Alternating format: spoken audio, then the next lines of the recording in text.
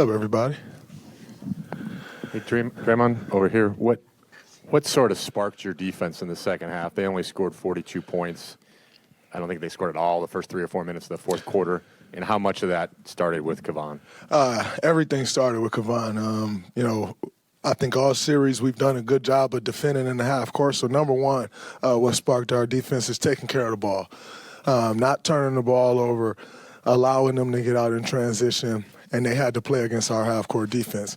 For the most part, all series, our half court defense has been good, but we've given them transition opportunities and then also second chance points. So where it started with Loon, that was dominating the glass. Once we dominated the glass, then it allowed us to show how good our defense had been. And, once we did that, it allowed us to set our offense, get good offensive possessions, and we connected the game together. But Kevon Looney was huge. Andrew Wiggins, incredible defense. Everybody started boxing out. It was great. GP came off the bench.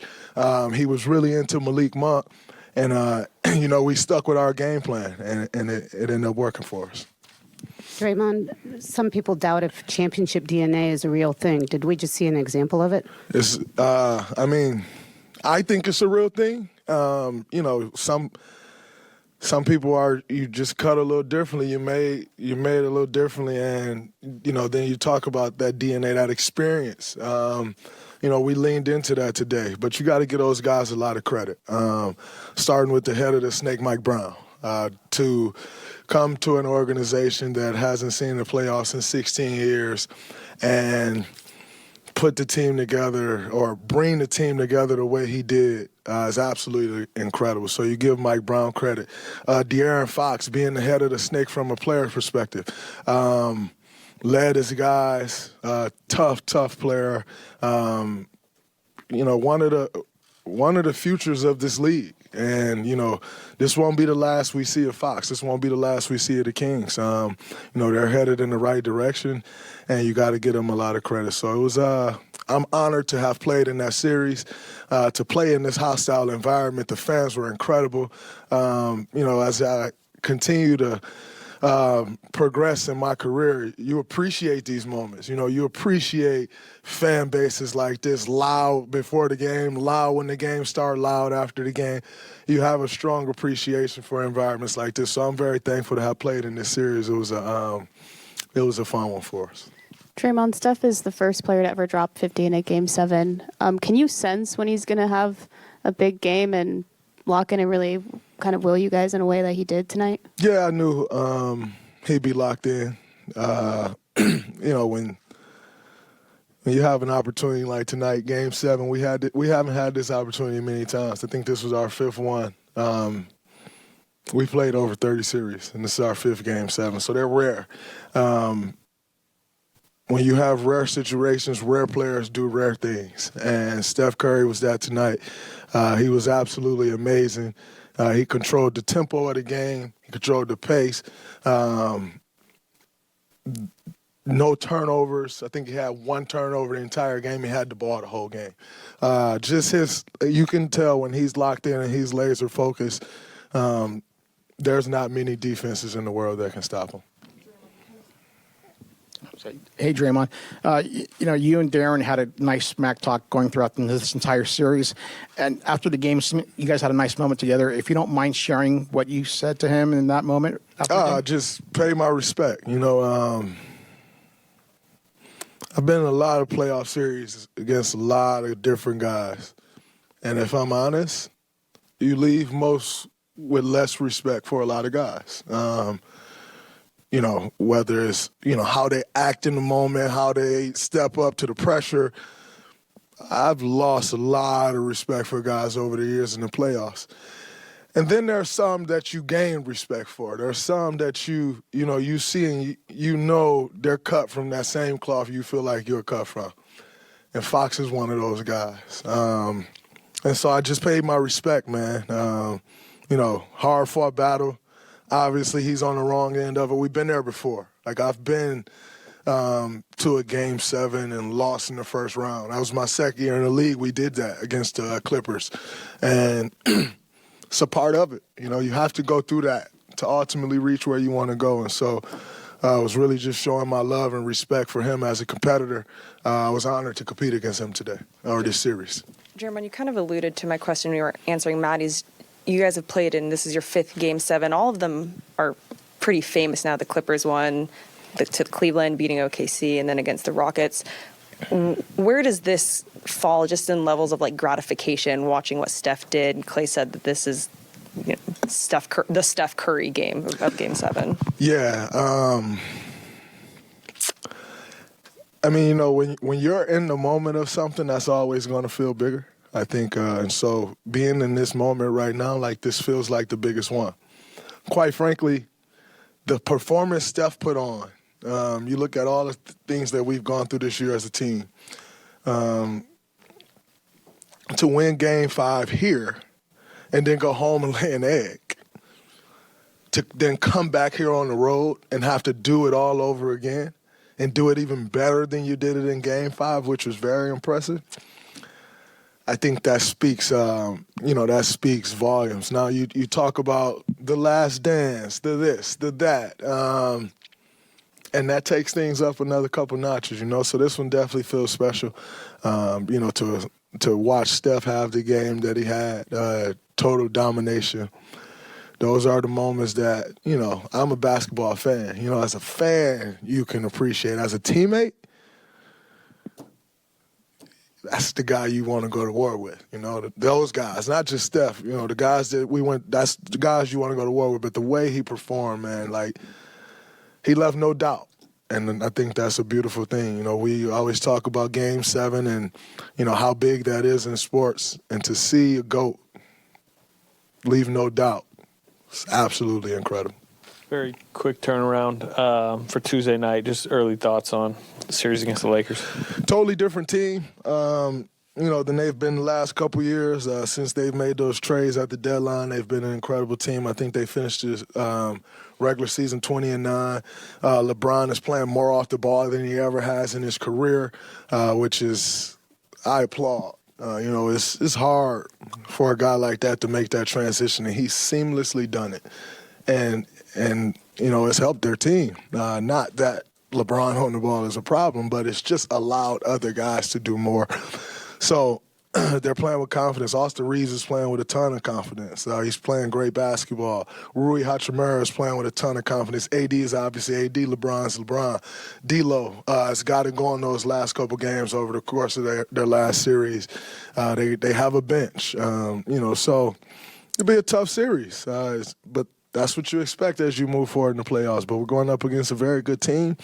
Looking forward to getting our game plan tomorrow, whatever that's going to be, and then, starting to put it to work on Tuesday. But it's a quick turnaround, so maximizing your recovery is important for us.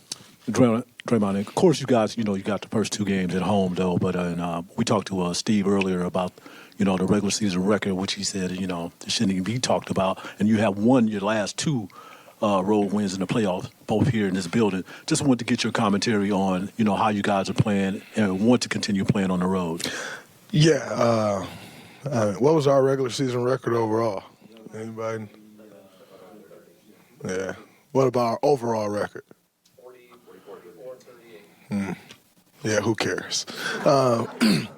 Regular season is regular season. It is what it is. We had our struggles.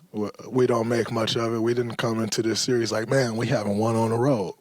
We came into this series like we need to win one on the road, whatever that is. If that's game 1, 2, 5, or 7, we need to do it. We did it. Put ourselves in a position to only have to do it once and then let it slip at home and had to come do it again. But at no point was our mindset like, man, you think we can win on the road? Like, we know what we're made of. We know what it takes to win in these type of environments, in these situations, and we lean on that. Draymond, you mentioned the last dance without getting into any of that stuff in terms of the future. There is a sense that, it seems like the rest of the league's kind of trying to turn the page on all of you guys, right? The Warriors, LeBron. Like, every time I'm down there, we ask him, how are you still doing this at 38? Like, and now it's you 2 guys again. How are you guys still in this position, and especially against him? Well, I think number one, you're talking about some of the ultimate competitors. LeBron is one of the ultimate competitors. Steph, Clay, myself, Loon, ultimate competitors. And so to have these opportunities we don't take for granted. I think, who you are as a professional show during these times. Here we are 8 years later from the first time we met in a playoff series and still playing at that level. That's special. It says a lot. It says a lot about who you are as a pro and how serious you take this, how you appreciate this game. And I know I speak for all the guys I just mentioned when I say the appreciation for the game and for the stage, for the lights. Like I was talking on my podcast the other day after Game 5, I think it was, just like that feeling that you get playing in these type of environments like that, it can't be replicated. It's like it's goosebumps, man. Like you this is what you prepare for these moments. And this series against the Lakers is going to be epic. You got Steph, you got Bron doing it all over again. We've never played against the Lakers in a playoff series. We get to experience that. It's a ton of little things going on, but what I will say is stop trying to turn the page on us so fast. Stop trying to turn the page on Bron so fast.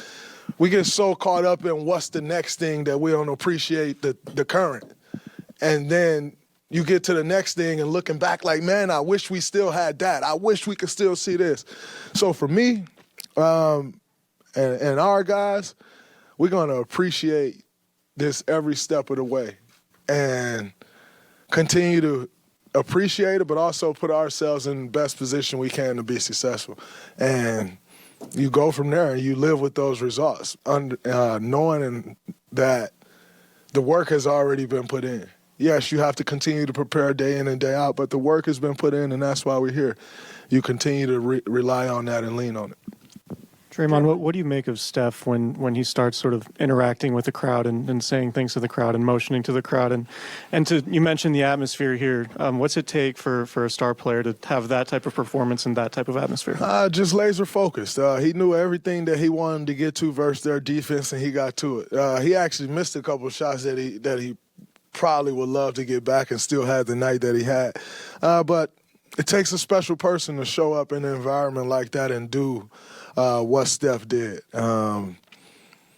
That's why you get paid the big bucks. That's why you are who you are. That's why he's top 75 greatest players and 2-time MVP.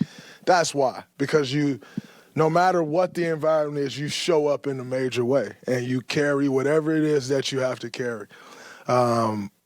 We're all lucky that we're living during a time where we get to experience and appreciate some of the greatest sports ever played, some of the greatest matchups the world has ever seen.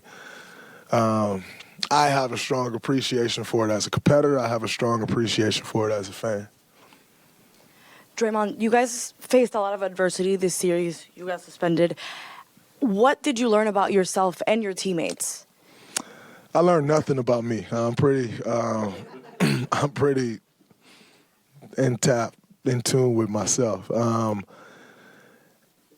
And every team is different. Every team, yes, some of the pieces are the same, but every team is different. And I think in that Game 3, we really learned how to stick together, how to band together around something, one thing, and push forward. And I thought that was huge for this group. Like you said, it's a group who's faced a lot of adversity. But you only face a real adversity when you are expected to do great things. There were a ton of teams this year with more adversity than us, but no one expects them to do anything, so then you just don't talk about it. We enjoy that pressure. We enjoy those lights. You appreciate it. I told the guys before the game tonight, we've put ourselves in a position to play in one of the highest pressure situations that you can be in. Embrace it, and that's how we try to attack every day. Draymond, it's rare that you face a team that wants to play as fast, if not faster than you. It looked like a couple times tonight. Monk said we was old. Looked like a couple times tonight you had the opportunity to run, and you maybe slowed down a little bit. It looked like sometimes when you closed out, you took a couple take fouls, kind of slow the game down. Was that part of the game plan, to slow down a little bit? I didn't necessarily take a take foul to close out and slow them down. You take the foul so they don't get in the paint and then kick out to the other side. Now you get Herter shooting it, you get Murray shooting it, you get all of those guys shooting it. And so I think, being a little more strategic about how they're getting into our paint and what that causes. And then as far as slowing it down on an offensive end, when you see something that works, you'd be a fool not to stick with it. And, when Steph gets the ball and he slow it down, he's trying to get to something. And every time we did it, we got to what we wanted to get to. And so we ran when the opportunity was there. But, if it's not there, let's slow it down and get a great look, the looks that we know we can get to. And that was good for us. All right.